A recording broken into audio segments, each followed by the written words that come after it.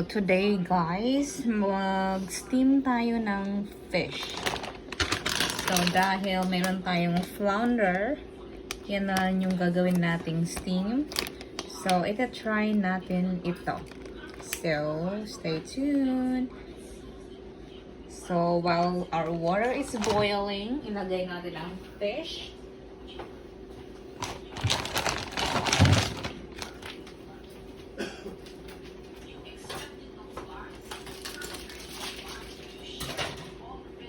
So, lagay lang natin yan dyan.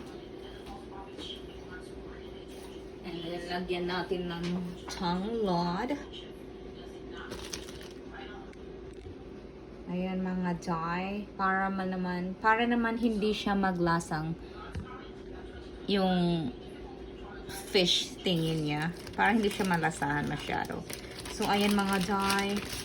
Ilagay natin siya dyan sa taas. Steam lang natin siya. Dapat may ginger. Wala yung lola niya ng ginger dye.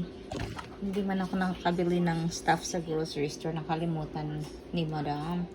Kaya steam natin yung fish natin na nakaganyan. So, hayaan lang muna natin siya dyan. Steam natin siya ng 7 to 8 minutes at least. Okay? So, while waiting for that, gagawa tayo ng